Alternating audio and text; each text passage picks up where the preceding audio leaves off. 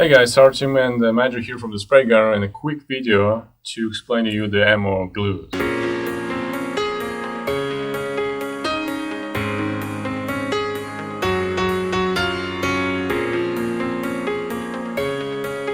Right, so I know some stuff about airbrushing. I know little things about paints. I'm totally new. I mean, I never glued successfully anything in my life, like literally never. Anything I glue, I would rather give it to my wife because it would be falling apart.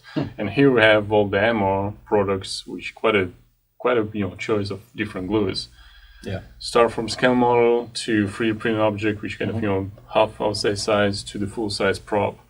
What would you recommend, Andrew? You used all of those. Okay, yeah. So yeah, they've got a lot of different types of glues, and a lot of them are all based off of your cyanoacrylate, CA glues, your super glues.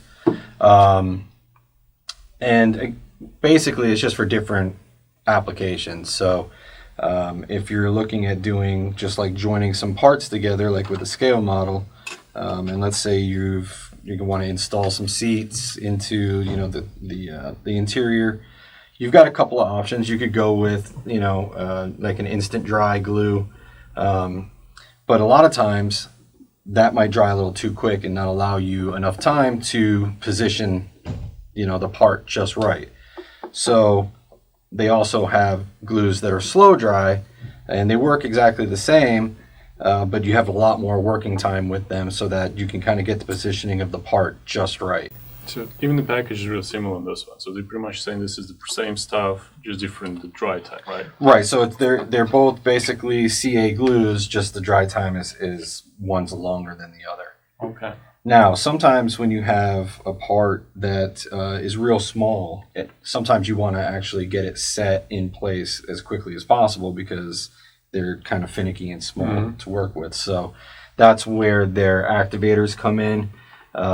Basically, you can use your standard regular CA glue, and then you can apply the activator to it, and it will make it an instant type set glue. So it's going to set that part very quickly. So this is something Nestor used in the video for this for the guy. So when he glued the hammer, that's what he sprayed, right? So it has the right. So he did a combination of a couple of things. So he when he did the handle, it was a two-piece construction. So he used the CA glue, and then he put some of the magic dust on it, and then sprayed it with the activator.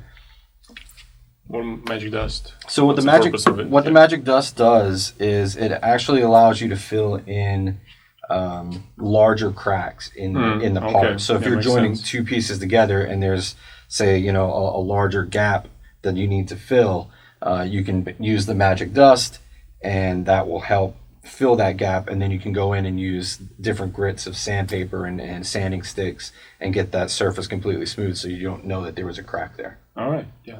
That's pretty self-explanatory. And I know what's this product, probably by the name, Debonder. Yeah. If you messed up, if you get it all over your fingers, which I normally do. Exactly. So yeah, the Debonder is very good for that. If you put a part somewhere and you didn't get the placement just right, you can literally, even if the super glue or the CA glue is, completely hardened, through a series of applications, you can get that glue to dissolve and remove that part. The other purpose for the Debonder is also for sometimes cleaning your brushes. If you, for whatever reason, you might have used some of the slow dry glue in a palette and you were kind of applying it with a brush, you can use that Debonder to help clean the brush before you completely let the glue dry. And that also comes in handy too when you're dealing with these. You've got the ultra thin and the medium cement. So the medium cement is a little bit thicker. So if you're joining parts together, something similar to these, and you need a little bit more structural integrity, the pieces are larger that you're trying to join together, you'll probably want to go with something like the medium density cement because it's a little bit thicker. If you're doing something real small and delicate, their extra thin cement is very good for that because what you can do is join the two pieces together. It's like little glass parts here. Yep, right? yep. You can join the two pieces together and then just run the extra thin cement into that join, and the capillary action will draw the glue in, and you'll barely notice that any glue was there. And then again, to clean there's little brushes inside these bottles, and to clean them, you can use the debonder, and then make sure it's dry, and rinse it off real well, and then put it back in your glue bottle. The clear parts is where this comes in. So this is their Ultra Glue. The Ultra Glue is really good for like windshields, plane canopies, any type of like photo etch for like plane cockpits and things like that. What it does is it dries completely clear.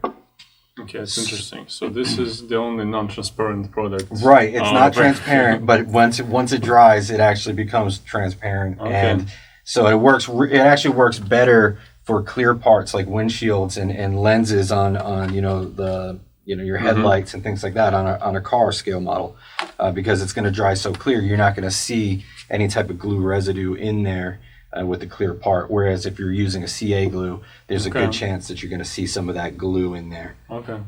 And then by like they say, is it as strong as everything else, or what's the downside? Yeah. So it's actually real durable, and this is an acrylic base, so it's actually real easy to clean up too. It's water cleanup, so you can go around those fine lines where you place your canopy and make sure that it's all nice and neat and looking really good, without having to use any type of solvents that could possibly cloud the clear plastic. Okay, so in particular model, we have this car, which we need to build it up. It's our one of our custom company trucks. I would need this definitely this because I have a lot of clear stuff here. Exactly, yeah. And so it's kind of different groups. I would say between this and that. What do you say would be my choice if I would buy just? So with small pieces and things, I generally like using their extra thin glue, extra thin cement, I should say. Just because it's a little bit easier to work with, and because you're dealing with small pieces, you can use that capillary action to your advantage and not have a lot of glue lines everywhere and things like that. You're not building something that needs to have a ton of structural integrity, like maybe something like a 3D printed sword or something like that that's going to be much larger. In that case, I would probably go with more like the medium density. That's what we use actually this year for this guy. That was special for the show, and it's you can see full size prop. Yep. Yep.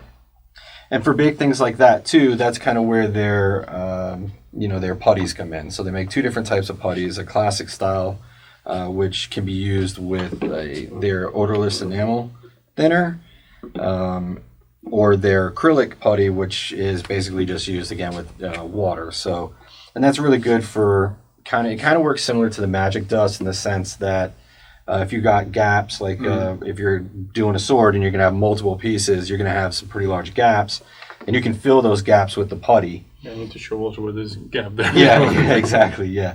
So you can use the putty to fill those gaps, and then depending on what you're more comfortable with, using the enamel thinner or using just water, it's basically going to harden, and then you can come back in and sand those seams and get a real nice smooth finish and make it look like it's all one piece. So yeah, this is much better. I know there's a cut somewhere here. I know it's two pieces, but I can tell exactly where it is. Even close up, you can barely see. Yeah, you can't even see it. I can tell exactly where. Yeah, and that's one of the advantages of the Magic Dust. It's a little bit easier to work with in terms of getting a nice flawless seam. It sands really well. The putties can be a little more messy. But it just depends on what you're comfortable with, and a lot of people are really comfortable with using putties for over the years. It's just kind of both products do the similar thing. And the last one on the table, sand and gravel, pretty self-explanatory. Yeah, it's very, very self-explanatory. Yeah, when you're doing like bases or dioramas and things like that, and you want to glue down sand and gravel and grass and things like that, you can literally put this stuff down, dust your whatever material you're using over the top of that, and it'll dry clear. You can even do it in reverse. You can put down your gravel and your sand and stuff like that, and then just drip this stuff over it, and it'll lock everything down. It's probably a hard question for a manager, but like, what's the advantage? Why don't I just use this and put it over the sand, because it's going to be clear when it dries? So what's the point of getting this bottle? So the advantage would be because this is thinner. You can actually spread it out more over like larger areas and things like that. This stuff, it's going to be easier to use it like that. Whereas this stuff is a bit thicker, So it's kind of designed more for like putting in smaller pieces, like plain canopies and headlights and stuff like that. So you'd have to use a lot more of this if you were doing something like a diorama. Yeah. Understood. Yeah. All right. So what I learned from this, if I'm doing something like the full size scale of anything that took a lot of stress in, like you need a lot of strength into your glues, I'm looking to this series, right? Mm-hmm. For anything like small parts, kind of little details here and there, without you don't want to build up this thickness, right? This is what you got to do. Yep. Clear. And tell me again about this. Putty. The putties, yeah, they're kind of the same thing as the Magic Dust. It's for filling in seams and cracks. Okay. And it's sandable and whatnot. So. All right. Well, it's a kind of intro video for me, as again, really newbie to the glue stuff. I don't understand it, I didn't know about it, now I have a little idea of what it is for. We'll have a little more detailed video, probably Magic going to do it by himself on each product, get back to specific how, dry times, how to apply it, what thickness, what to look for. Mm-hmm. So this is just start kind of intro set. I appreciate information, it was useful. Thanks for watching guys, and go shop at Spraygun.com. Thanks guys.